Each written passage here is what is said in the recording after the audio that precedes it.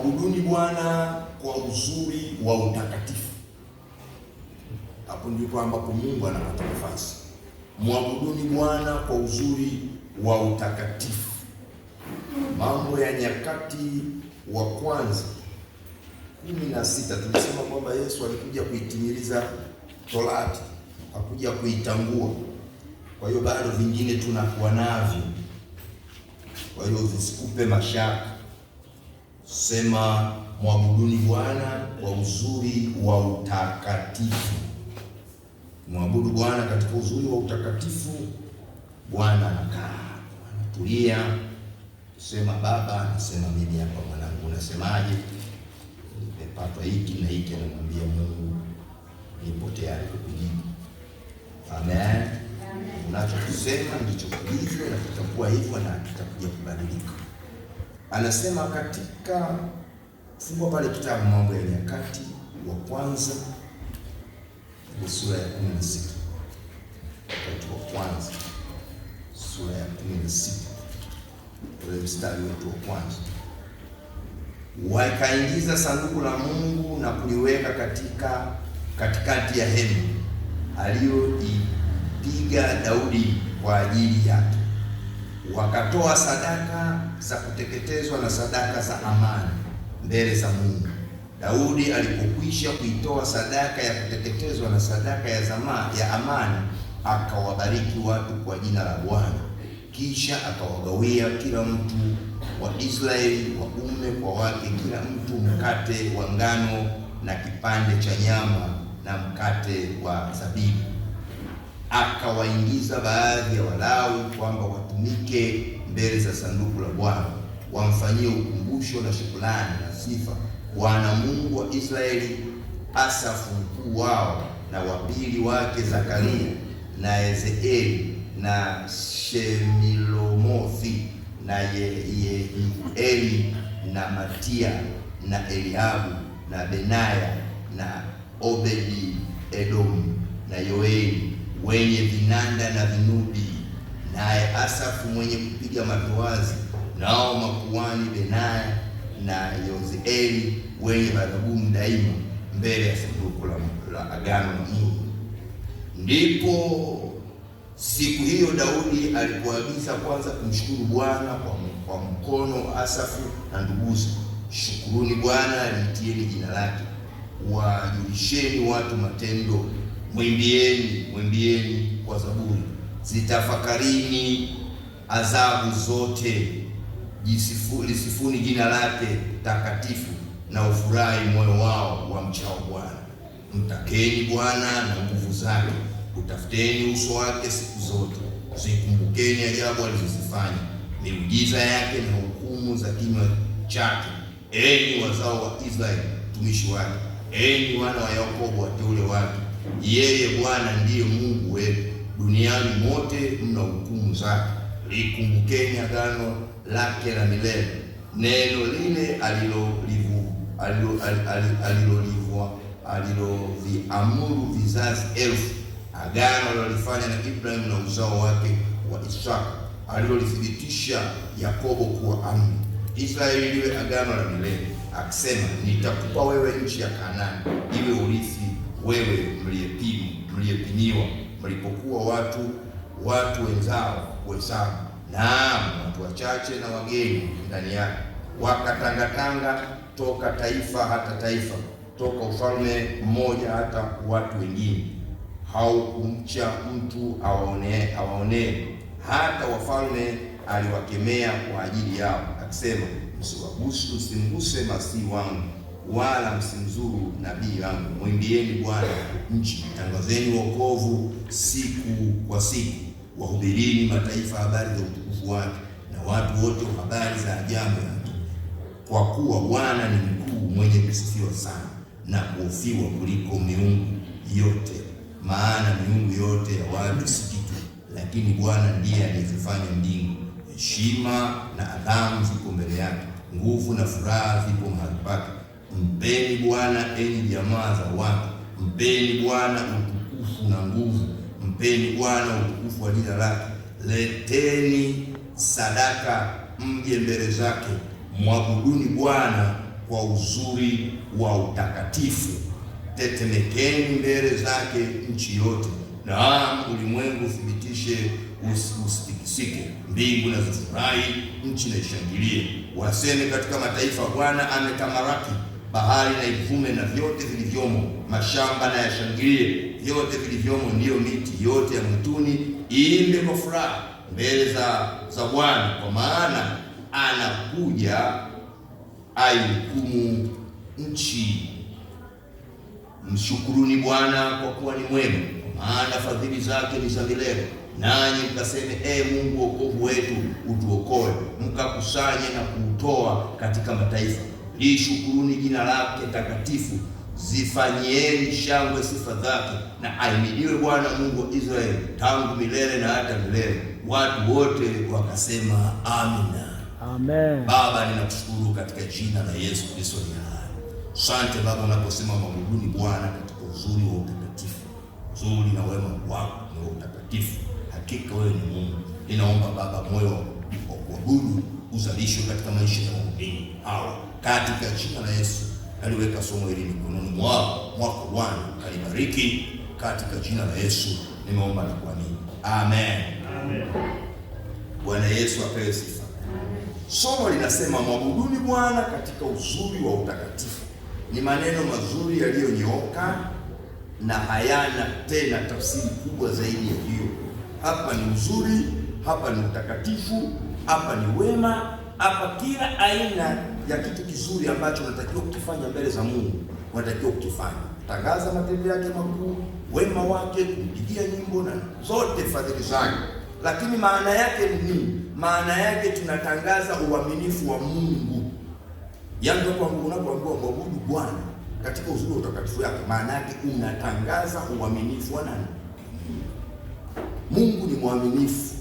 Mungu hajawahi kubadilika. Wewe ndio unabadilika. Wewe ndio unakengeuka. Lakini huyu Mungu aliyefanya kwa Ibrahimu, aliyefanya kwa Isaka, aliyefanya kwa Yakobo, aliyesababisha watu wakafa na maji, aliyesababisha mabonde yakabadilika, ni huyu, hajawahi kubadilika. Haleluya. Kwa hiyo tunapoambiwa mwabudu, maana yake ni kutangaza uaminifu wa Mungu. Kwa hiyo inamaanisha kuwa yeye ndiye Baba, ndivyo alivyo. Yeye ndiyo nani? Ndiyo Baba. Maana yake ndivyo alivyo, hajabadilika popote. Tukiangalia Mambo ya Walawi 19:2 anasema Mungu tunayemwabudu na kumtumikia ni mtakatifu. Amen. Na sisi tumepaswa kuwa watakatifu. Kinyume cha hapo, huwezi kumwabudu Mungu huyu aliye wa kweli. Huwezi kumwadhimisha Mungu aliye wa kweli. Hebu tukisoma pale kitabu cha Walawi 19:2 tunaweza tukapata maneno haya. Kitabu cha Walawi 19:2. Kitabu cha Walawi unaweza kusoma Walawi 19:2. Yeah. Nena na mkutano wote. Nena na mkutano wote wa wana wa Israeli. Waambie mtakuwa watakatifu kwa kuwa mimi ni mtakatifu wake. Hiyo hapo ni nani? Ni amri. Utakuwa safi kwa sababu baba yako mimi ni safi. Sasa utakuwa afya kwa sababu watu wangu ndio waleta ni maasi. Sio basi. Kwa hiyo nategemea yeye akuletee kile alichokuahidi. Ndio maana yake anaposema utakuwa mtakatifu kwa sababu mimi ni mtakatifu, tafsiri yake ni lazima uwe mtakatifu. Kinyume cha hapo huwezi kumwabudu Mungu katika uzuri na utakatifu. Au unajua wewe unafahamu ulikuwa dhalimu, sijui unakusanya usipopanda. Kwa nini ukupeleka kwa waleta riba unipe na riba?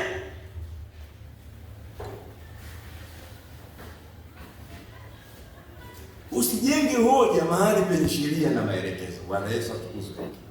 Bwana Yesu atukuzwe. Bwana Yesu atukuzwe. Bwana Yesu atukuzwe. Amen. Bwana Yesu atukuzwe. Amen. Usilete sheria mahali penye sheria iliyonyooka. Kama Mungu alisema, amesema. Umepoteza utakatifu, utapoteza uaminifu wa Mungu. Umepoteza wema, umepoteza uzuri, utapoteza kumuona Mungu. Unaelewa hivyo jamani? Unaelewa hivyo? Mungu anataka niamshie, sijui mwambie Samueli aniamshie nani saa ngapi? Baadaye akatokea akasema mimi ndio Samueli nimekuja sijui. nenda kwa miungu, wataibuka tu watakumbia. Amen. Amina. Kwa hiyo Mungu ni mtakatifu, dhana yake ni mtakatifu na umepaswa kuwa mtakatifu. Lakini kumwabudu Bwana katika uzuri wa utakatifu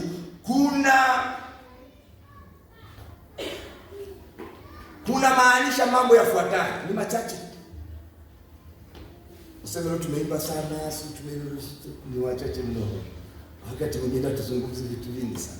Jambo la kwanza ni kumpa Bwana utukufu wa jina lake. Ndio maana Yesu akasema hivi, mnapomuomba Mungu mwambieni hivi: Baba yetu uliye mbinguni, jina lako lifanye nini? Litukuzwe. Ufalme wako uje. Mapenzi yako yatimizwe. Sio kama tunavyotaka sisi, kama unavyotaka wewe. Mtamwambia yule baba yenu. Haleluya.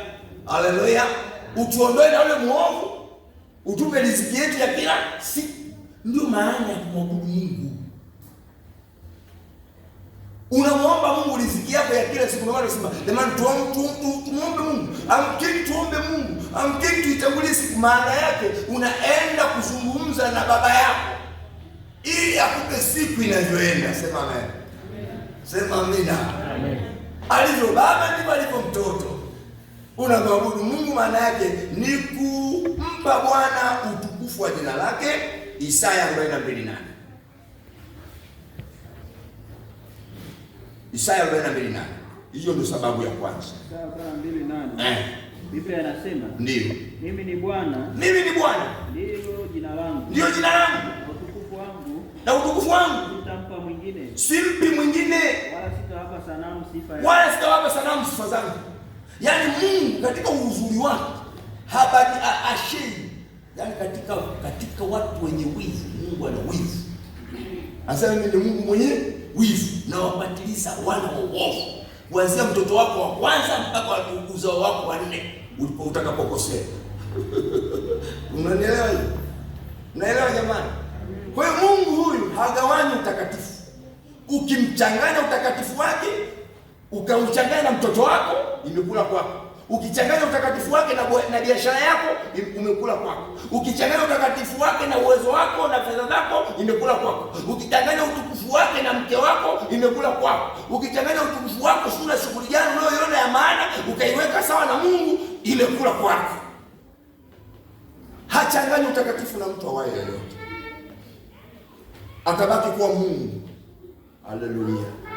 Haleluya. Amen. Haleluya. Amen. Haleluya. Kwa hiyo kwa sababu hiyo Mungu anatamani jina lake liadhirishwe. Anapoitwa Mungu mwenye nguvu, utamke kwamba mwenye nguvu. Kama ni Mungu wa uwezo, tamka katika Mungu wa uwezo. Kama anaitwa Elohim, muite Elohim. Kama anaitwa El Shaddai, muite El Shaddai. Kama anaitwa Mungu anayetimiza maagano, timiza maagano. Soma Amos 3:3 anasema.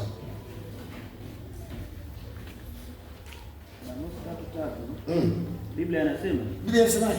Je, watu wawili waweza kutembea? Je, watu wawili waweza kutembea pamoja? Wasipokuwa wamepatana. Wasipokuwa wamepatana. Unaweza ukatembea na Mungu mkupatana?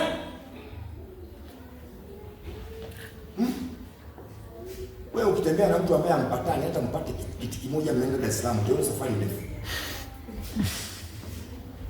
Itokea mwachanganya tukaeni kiti kimoja. Kinua juisi kidogo unamwangalia kwa nje. Mbona unataka kununua embe unasita kununua? Maana unakaa na mtu ambaye hampatani. Alafu mkaambiwa mkae kiti kimoja. Kama wewe usipatana na Mungu, hamwezi kukaa kiti kimoja kazungumza. Ndio maana Mungu anamwambia Adamu, uko wapi? Maana yake hawakupatana pale. Sema amen. Sema amina. Amen. Sema amina. Amen. Hawakupatana pale. Adamu kapiga kona huku na Mungu naye kapiga kona huku. Anamtafuta sehemu anapotakiwa amuone, hayupo. Unajua Mungu kuna mahali anatamani kukuona. Unanielewa? Ndio maana utoa sadaka huwezi kutoa mahali popote. Huwezi kwenda kufanya ibada mahali popote. Kuna mahali ambapo Mungu anatamani aone unafanya ibada. Sema amina. Sema amina. Sema amina. Anapoanza kutafuta sensa ya watu wakukuja hapo. Kinyume cha hapo umemwasi. Au anasemaga, sio anasemaga. Maana yake Mungu anataka kukutea hapo. Haleluya. Haleluya. Funga mkono namna hii. Haleluya. Haleluya. Ndio unaposikia kwa uzuri na kwa utakatifu ndio huu. Yaani uzuri na utakatifu maana yake ni utaratibu ambao ameweka nani? Mungu. Kuna wazee 24 wapo. Kuna wenye uhai wanne wapo. Kuna wanaoimba sifa wapo. Kuna wanaosimamia nidhamu wapo. Kuna wanaopeleka habari wapo. Kuna wanaokwenda kutafuta waovu wapo. Kuna wanaopigana vita kwa sababu ya Mungu wapo.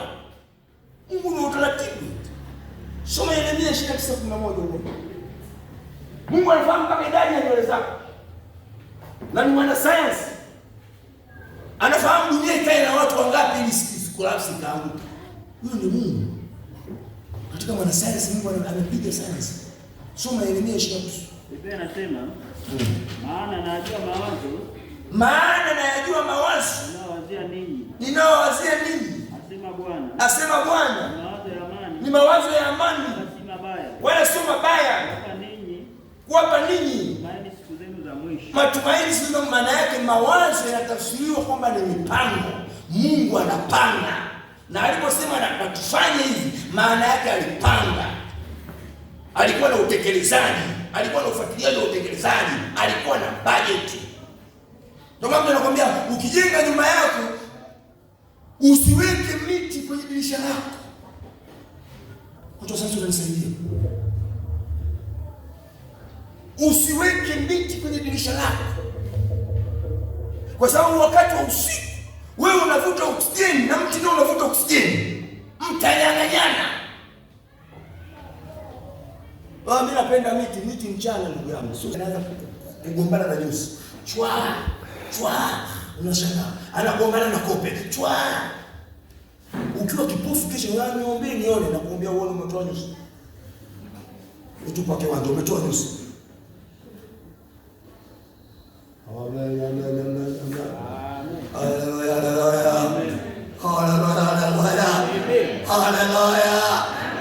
Haleluya. Kwa hiyo ndio uzuri wa utakatifu huo. Maana yake Mungu amekuweka kwenye mpangilio. Na wewe nakwambia sio mpangilio tu, hata kutembea. Akitembea mwanadamu alimwekea utaratibu. Utaanza mguu, utakuja mguu, utakwenda na mkono huu ili ya balance. Hujajua tu. Angalia uti wa mgongo wako unakaa. Unafanyaje? Wewe umesimama kwa sababu gani? Umesimama kwa sababu ni mkubwa. Hamna. Balance imewekwa pale. Ngoja ishi studio tu, utateleka kwenye kitu utakaa chini. Ukiuliza madaktari wanakuambia wewe sio kitu gani kimeisha kwenye uti wa mgongo, fikirishe. Sijui mifupa yako inajisagaje. Sema haleluya. Sema haleluya. Haleluya. Kwa hiyo mwanadamu na wewe unapokuwepo hapa duniani unakaa kwenye utaratibu na mpango wa Mungu. Kama alisema muabudu Mungu, utamwabudu Mungu. Unamwabudu Mungu vipi? Kwa uzuri na kwa utakatifu. Unamwabudu Mungu vipi? Haleluya. Haleluya. Haleluya. Haleluya. Amen. Haleluya. Kwa hiyo Mungu hachangani utakatifu wake. Utukufu wake hampi mwanadamu. Luka 11:2. Biblia inasema akawaambia msalipo semeni baba yetu. Sasa maana yake ni baba yetu uliye mbinguni. Yes, sifa hiyo. Jina lako litakaswe. Ufalme wako uje. Mapenzi yako yatimizwe. Hapa duniani kama huko mbinguni. Unaona? Ukifuatilia ile sala ndio utaratibu wa ibada ulivyokaa. Ndio utaratibu wa maombi ulivyokaa. Watu wanafuatia haraka baba yetu leo mbinguni jana leo unaambiwa akasema baba yetu leo mbinguni 10 baba yetu unamkaribia baba yetu. Pale ndio ibada sasa. Lazima kwanza unaanza kumsifu nani? Mungu. Kwa matendo makubwa aliyofanya. Haleluya. Wengine hawana Mungu na Mungu. Wengine wameamka na pikipiki, wamenyooshwa miguu, wanatumia misumari. Mimi nimeamka na pikipiki mara 20, mara 30, mara 100 bado natembea. Mungu wangu barikiwe, utukuzwe Bwana. Umestahili Mungu wangu. Wewe ukatoa shilingi 200. Unatoka hapo, anakuambia moyo wako umepanuka. Inatakiwa milioni 2.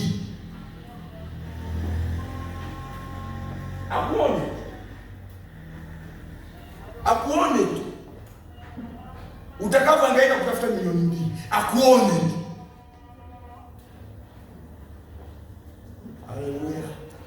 Haleluya. Amen. Haleluya. Haleluya. Kwa hiyo pia kumwabudu Mungu katika uzuri na utakatifu pia unaambatana na kumtolea Mungu. Wengine ni majeuri kutoa, hawatoi, hawataki kutoa.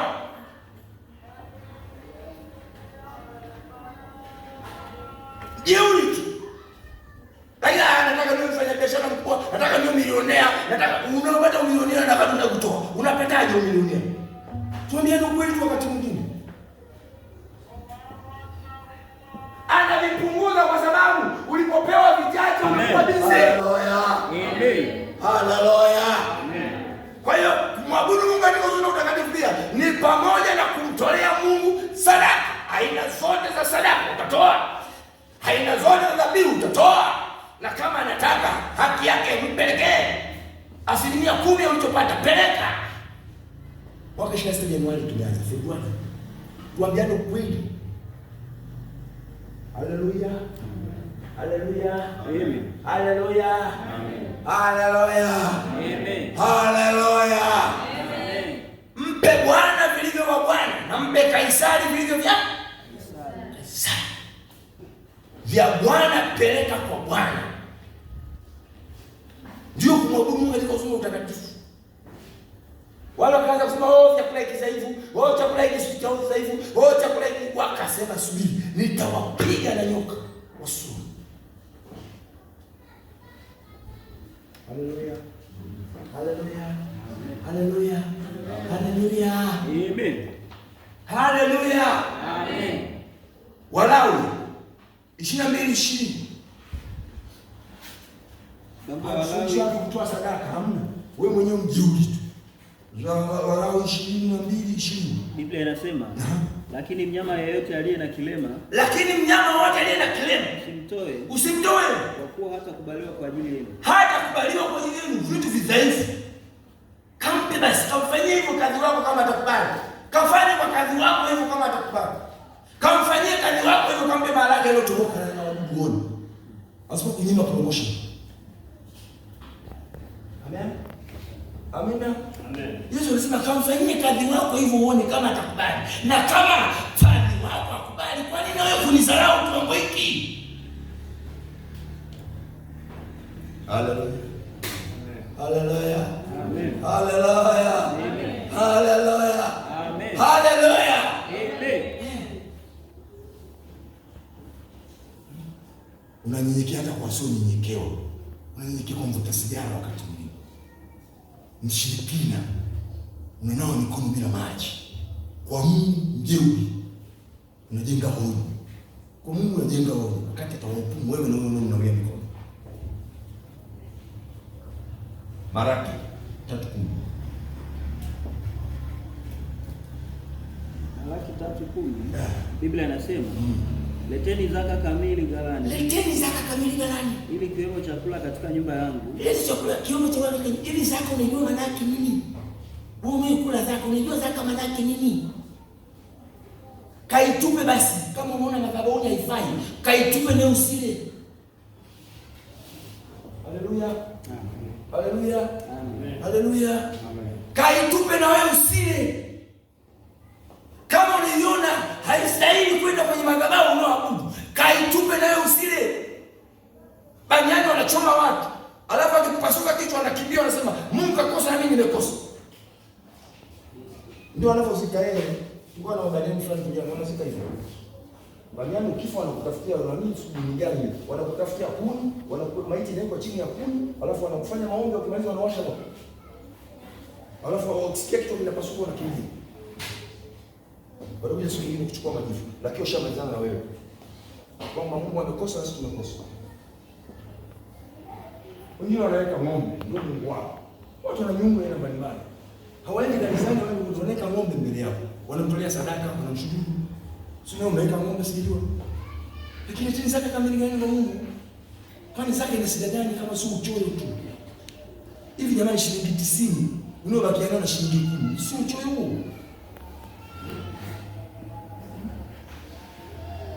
Sio uchoyo huo. Hivi kati shilingi 10 na shilingi 90 hivi nyingi. Kwani Mungu anakuachia shilingi 90 na shilingi 10 yake ndio anachukua? Sio uchoyo huo. au unaweza kuita ulafi. Kutoka 23:15. Kwani Bwana alikuwa Kutoka 23:15. Biblia inasema, ndio, utaiweka sikukuu ya mikate isiyotiwa chachu. Utaweka sikukuu ya mikate isiyotiwa chachu. Utakula mikate isiyochachwa. Utakula mikate isiyochachwa Muda wa siku 7. Muda wa siku 7. Kama nilivyokuagiza. Kama nilivyokuagiza. Kwa wakati uliowekwa. Kwa wakati uliowekwa. Mwezi wa Abibu. Kwa maana ndio mwezi uliotoka Misri. Huo ndio mwezi uliotoka Misri. Wala hapana mtu atakayeonekana mbele yangu na mikono mitupu. Hatakuja mtu mbele yangu na mikono, maana umetoka Misri. Usije hapa mikono, hapa nipe, nikupe. Utakaje mikono mitupu, mimi ndio kupa hela. Wewe hela hiyo suti uliyovaa gharama yake ni kubwa, alafu unakuja mikono mitupu. Hiyo saa ulionayo ina gharama kubwa, alafu unatokea mbele za Mungu mikono mitupu. Watu wengine wanafahamu leo kuna harusi, kuna keki ya kumeka, anaweka pochi yake keki ya kumeka. Sio, unajua utaratibu wa harusi. Amen. Amina. Amen. Amen. Amen. Haleluya. Amen. Anasema wanatoka Misri, wala ustafu. Mungu alivyo mwaminifu, ndiye anayekupa nguvu ya kupata hicho ulichopata. Ndio yeye amekisubukia hicho kipata. Mwanamke mmoja akaambiwa, unataka kudaiwa nenda kalete vyombo. Kalete vyombo vingi. Kalete vyombo na wala sio vichache. Alafu kalete na mafuta. Mimina kwenye hivyo vyombo. Omba na kwa majirani. Wewe unajua principle ya Mungu ndio hiyo. Yaani principle ya Mungu anake unapotoa vitu vinahavishi. Ukitoa haviishi, ndio kanuni ya Mungu. Jambo la tatu la kumwabudu Mungu uzuri na utakatifu.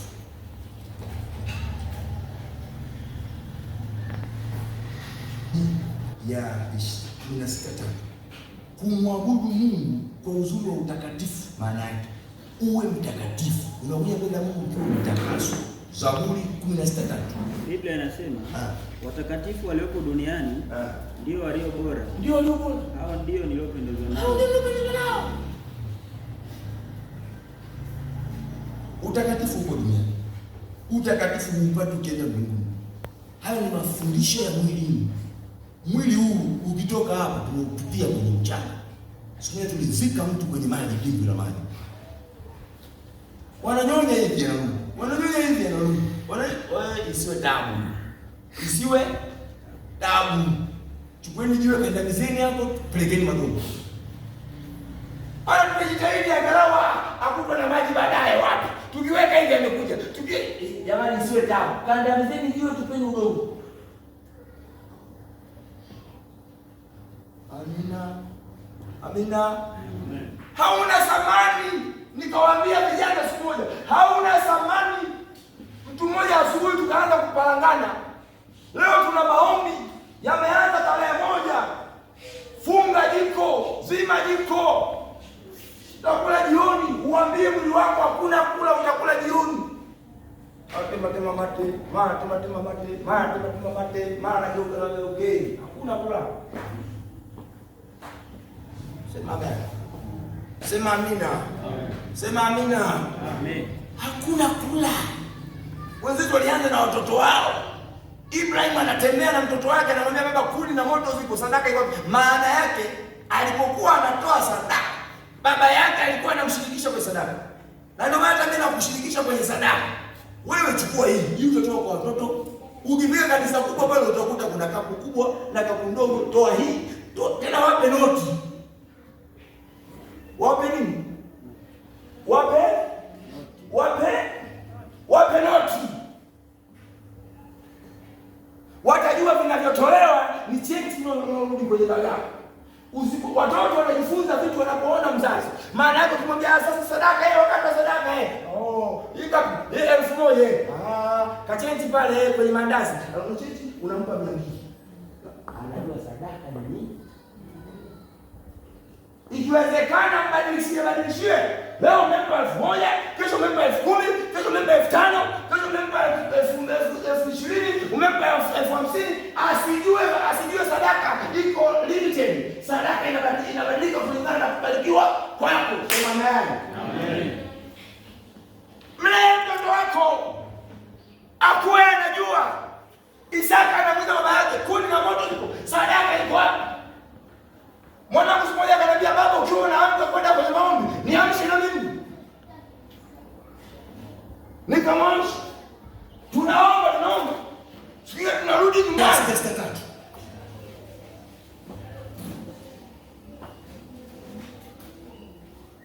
Amen.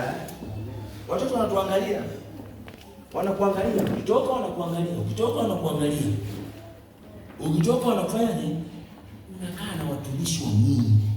Wewe unakaa na mtu ambaye ameshika hatima ya maisha yako alafu unamheshimu. Isaya 66:3. Biblia anasema yeye achinjaye ng'ombe, Isaya 66:3. Yeye achinjaye ng'ombe ni kama yeye amuaye mtu. Na yeye atoaye dhabihu ya mwanakondoo ni kama yeye avunjaye shingo ya mbwa. Na yeye atoaye matoleo ni kama yeye atoaye damu. Hebu anza 63:1. Bwana anasema hivi, Bwana anasema, mbingu ni kiti changu cha enzi, na dunia ni mahali pa kuweka miguu yangu. Mtanijengea nyumba ya namna gani? Yes. Na mahali pangu hapo nilikuwa nataka Bwana aseme. Ndio Bwana nataka niseme hapo kwingine. Na mahali pangu pa kupumzika ni mahali gani? Maana mkono wangu ndio uliofanya hivi vyote. Ndio. Vitu hivi vyote vikapata kutokea. Ndio sema Bwana. Lakini mtu huyu ndiye nitakayemwangalia. Sikiliza anachosema Mungu. Lakini mtu huyu ndiye nitakayemwangalia. Sasa nataka kuangalia na Mungu. Wewe wa tabia gani? Hebu soma. Mtu aliye mnyonge. Mtu aliye mnyonge. Mwenye roho iliyopondeka. Mwenye roho iliyopondeka. Atetemekaye. Anatetemeka. Sikia hapo neno langu. Sasa unatetemeka. Mjinga mmoja ngine kumgulia sio yuko kwenye maombi na wenzake. Anachupa kubwa ya maji. Baba mimi akaniambia mpaka naonaga tabu. Yaani kula hapa kwenye madhabahu. Naonaga shida. Wale watakatifu wananiambia mtu wengi watu tunakuletea ndani ya maji unakunywa baada ya kumaliza mahubiri. Mpaka wameamba wale kwanza kaacha na ile zoezi. Yaani nikawa nawaza kweli kredi kwenda kuja Jumapili inawekwa hiyo na niilizo dozen ya maji. Nawaza kweli nikaya hapa. Kweli nampendeza Mungu na Mungu.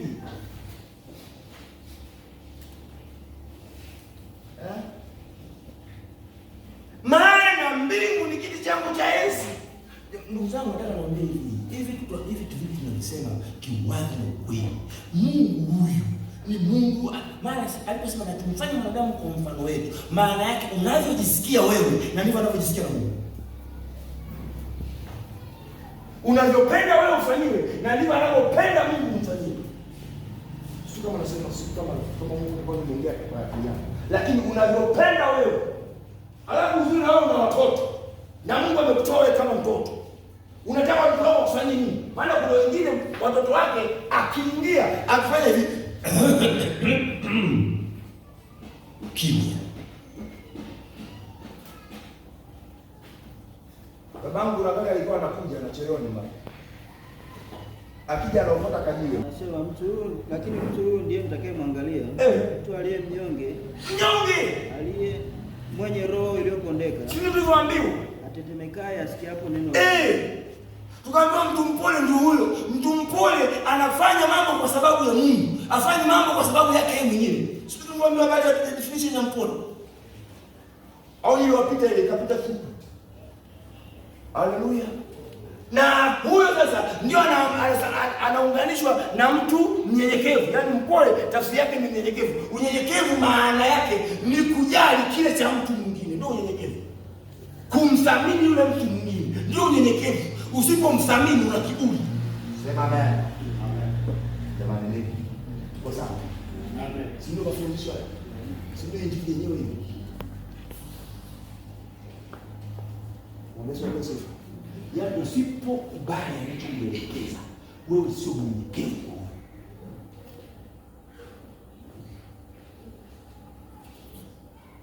Amina.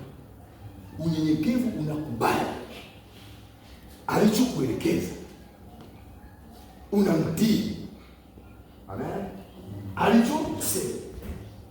Ukikataa alichosema, kwa huyo wewe sio mnyenyekevu. Ni sio mnyenyekevu.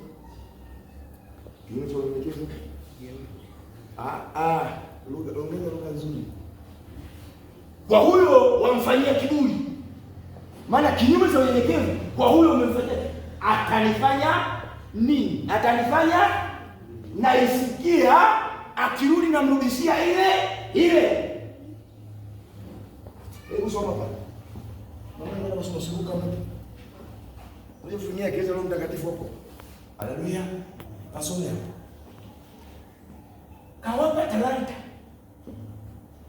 Wakaanza kupeana, alafu akashangaa. Kwa nini unampa 10 au mwenye 10? Kwa nini hii talanta ya moja unampelekea kwenye mtu mwenye 10? Akasema aliyenacho anafanyaje? Aliyenacho anafanyaje? Anaongeza usomi tu kama hujapata. Aliyenacho anafanyaje? Na asiyenacho kamata huyo. Nyang'anya. Wanasema asiyenacho hata kile kidogo alichonacho ananya.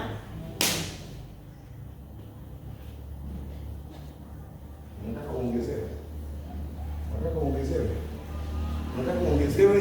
Amen. Unataka uongezewe? Semeni amina. Amen. Unataka uongezewe? Amen. Zalisha ulichonacho. Narudia tena. Unataka kuongezewa? Amen. Unataka kuongezewa? Amen. Zalisha ulichonacho. Kama kilikuwa 10, avikute 10 vingine, unaongezewa. Ndio maana mpaka leo wengine bado wanatubu. Yaani kuna wengine mpaka dhambi leo hawajui. Mpaka leo mtu anakaribia kufa, haiza. Haombi kitu kingine. Yaani mpaka leo anachoomba ni toba tu. Mpaka leo anachoomba ni mpaka leo analia ng'aa. Yaani akikaa na Mungu, wanachoongea na Mungu ni kuonea huruma. Lakini kuna wengine wakikaa na Mungu, wanachoongea na Mungu, wanaongea bali cha Mungu. Mungu ndiye anapanga madaraja. Mungu ndiye anajua huyo aweje. Mungu anajua huyo nimpe nini. Sema amen. Kwa sababu kusikia uzuri na utakatifu unafuata taratibu. Nyenyekeeni chini ya mkono wa Mungu leo apate kuwakweza kwa Mungu. Roho Mtakatifu alikuwa ananifundisha kitu hapo. Nikawa huwa natafakari kitu mpaka Yesu akija kuja bado natafakari. Mama mtafakari na wewe rafiki, tusimama tuombe na Mungu. Wenye mahitaji soma. Waliopoteza nini watakuja. Waliopoteza hofu ya Mungu tukuja. Uliopoteza sio kitu gani mtakatifu njoo hapo. Nikawa najiuliza hivi. Huku duniani kuna kitu kinaitwa code of conduct. Ni taratibu za kazi. Wakati leo wanaita code of ethics. Mambo ya kinidhamu. Kila kazi ina mavazi yake. Kila kazi ina mavazi yake. Uko raiani wanaofanya kazi tunaniambia. Kila kazi ina mavazi yake. Alafu kila kazi ina lugha yake. Huwezi ukaongea unavyoongea. Kuna sentensi zake. Ukiambiwa leo utawasilisha mada mbele ya kiongozi fulani, kuna sentensi zake na utangulizi wake uko hivi, bodi yake iko hivi na utamalizia hivi. Wale wako wakasema tofauti. Mnaelewa vizuri? Naelewa vizuri. Watauliza, wanaulizana, huyu mmemtoa wapi? Ukiona wanatazamana, huyu mmemtoa? Ana miaka mingapi kazini? Kwani umempa cheo gani? Ukiona wazako wanakujadili hivyo, ujue yote haya kinanuka. Sasa nikawa natafakari najiuliza, kama huku duniani kuna lugha kama hizo, kwa Mungu koje? Kama duniani usipofanya kazi ya watu vizuri kwa muda wa siku 5 mfululizo bila kuwa na taarifa, unaundiwa tume, unakaguliwa, ukishakaguliwa unaandikiwa taarifa, ikithibitika ukuwepo siku 5 bila taarifa, unafukuzwa kazi bila utumishi. Wafanya kazi sawa tunazungumza. Lakini ni sawa. Tunafanya tujeuri hapa, lakini mzee ukiamka hapa kesho Jumatatu nikiamka hapa naangalia saa 12. 12:30 mama peleka maji. 12:30 mmoja kasorobo mama nenda niangalie kile kitakachoondoke. Saa 1 kamili yeye boda njoo. Maana wanaonitazama si wajui. Wanaoniangalia si wajui. Siko mwenyewe. Haleluya. Haleluya. Siko mwenyewe. Na hata wewe unapokuwa hapa duniani hauko mwenyewe. Kuna malaika wapo. Kuna mbingu ipo. Kuna Mungu yupo. Haupo mwenyewe. Haleluya. Haleluya. Ndio maana Mungu anaposema mbingu ni kiti changu cha enzi. Mungu anapokuwa kule mbinguni haupo mwenyewe. Haupo mwenyewe. Haleluya. Taarifa kama yuko utaondoka hapo baadaye utakwenda huko utafanya kinyume. Akatoka kaenda baadaye. Wewe ni Mungu.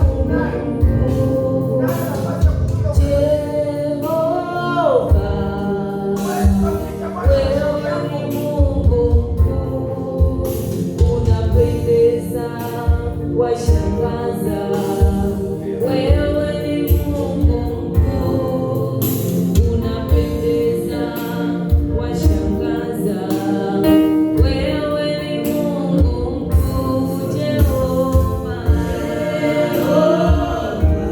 Jehova, wewe ni Mungu mkuu, Jehova, Jehova, wewe ni Mungu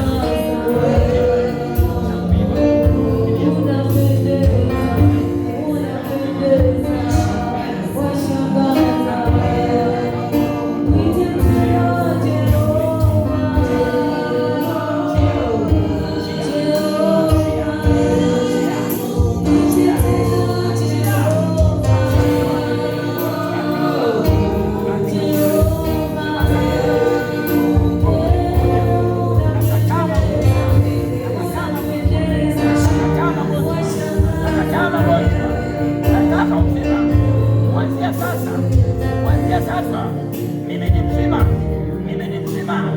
nakataa magonjwa kwa kupigwa kwa Yesu. Mimi nimepona, niko hai kwa sababu hiyo na kutukuza Bwana. Baba, katika jina la Yesu Kristo aliye hai, Baba, katika jina la Yesu Kristo aliye hai, kama ulivyosema Mungu wetu katika kitabu cha Kutoka 15:26, kama tunasikiza sauti yako na kutunza maelekezo yako na kuyatunza unayotuagiza, kama utawatia watu wako katika magonjwa uliyowatia wa Misri, Baba, tumeamini ulikufa msalabani ukafufuka. Baada ya kifo chako magonjwa yote yamekwisha. Cha kwanza unachoachilia katika maisha yetu ni uzima, nami naachilia uzima kwa binti huyu, uzima usio na kikomo. Shetani unaoleta magonjwa, shetani unaoleta kifua kuuma, shetani unaoleta usingizi, shetani unaoleta usaulifu, shetani unaoleta uzembe, shetani unayeharibu akili na ufahamu, kwa jina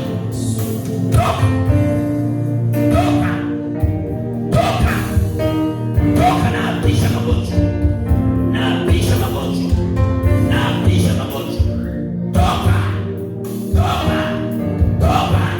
toka shetani, toka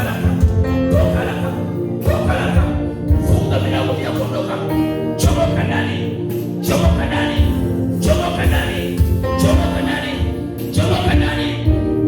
achia uzima, achia uzima, namtenga na himaya yako, namtenga na utawala wako shetani, namtenga kwa jina la Yesu, Roho wa Bwana, Roho uzima, Bwana alikuja Yesu ili watoto wako wawe na uzima, na watoto wetu watafundishwa na Bwana na amani yao itakuwa kuu.